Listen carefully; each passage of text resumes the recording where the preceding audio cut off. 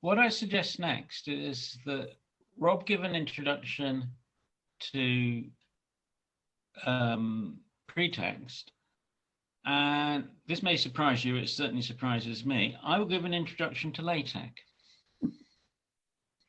and in particular, the next few years of LaTeX and what's going on in the LaTeX area in relationship to accessibility. So, all right, if you're ready. Yeah, I'm ready. I'm composed.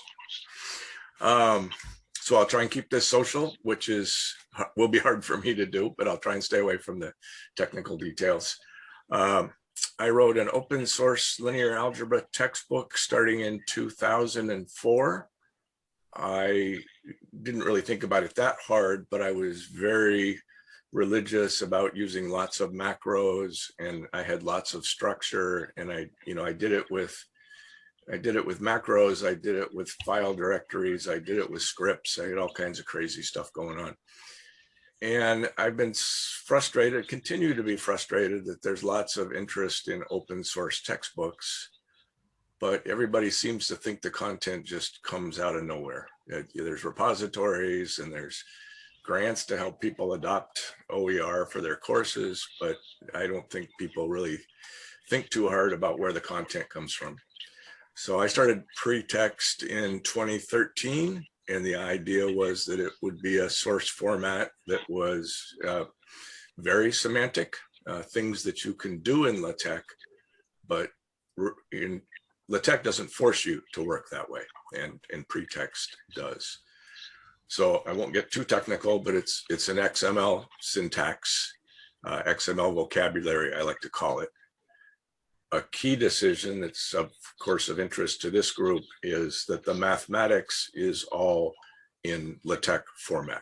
So you wouldn't want somebody to author MathML, I don't think. LaTeX, is fabulous typesetting. The math looks great.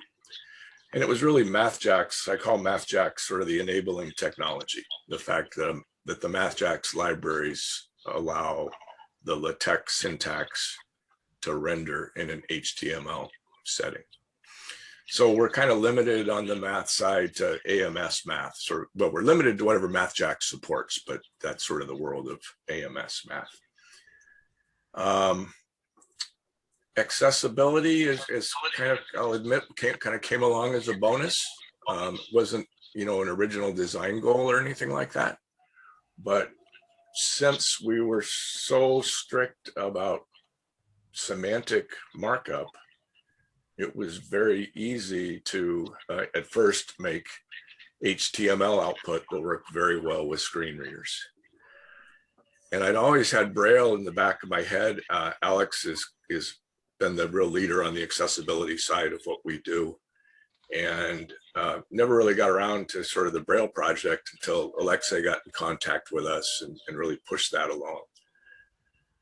The other combination was Volker Sorga doing his speech rule engine and producing Nemeth Braille. I'm sorry for the noise outside. We've got contractors working. I hope that's not too disturbing.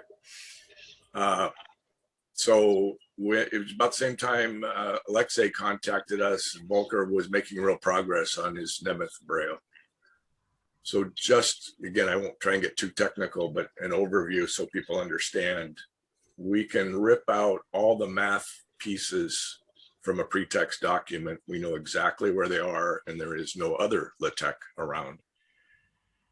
We can have MathJax offline convert that math to Braille, to Nemeth Braille.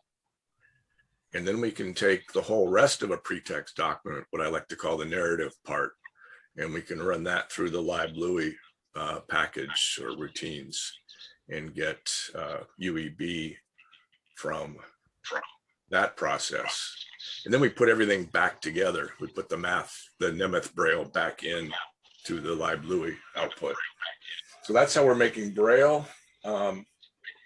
We've been at it, Alexei can correct me, maybe 2 years roughly. They're about right, 2.5 maybe. Yeah, 2.5 years. Yeah. There have been some workshops at the American Institute of Mathematics. David Farmer's involved in this as well. So where we are now, we've chosen Tom Judson's abstract algebra textbook, which has been converted to PreTeXt. That's kind of our main test document. We're doing a real good job on that. Volker needs to do some work on what we call the 2D math, sort of the matrices and arrays, those sorts of things. We're also working on active calculus, which is a straight ahead calculus textbook, but with sort of a focus on active learning. And that's our other target at the moment.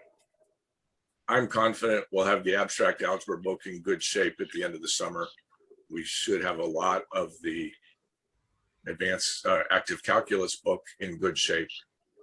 We have started working on tactile graphics, and the approach right now is to add some PreTeXt markup to TIC-Z code to allow us to do some of the things we need to do to get good tactile graphics to come out of an embosser. And we've sort of got proof of concept examples of that, where we have, it's public code actually. We have examples inside of PreTeXt documents, mostly TIC-Z. I'll say they're enhanced with PreTeXt. We create an SVG that can be pretty much just sent to an embosser, and you get the raised lines and circles and things for the diagram. The labels, that's where most of the work is right now. The labels are all in Braille, having been passed through either LibLouis or MathJax, like I described before. So that's a lot, but I hope that's sort of a not too technical overview of what we're up to.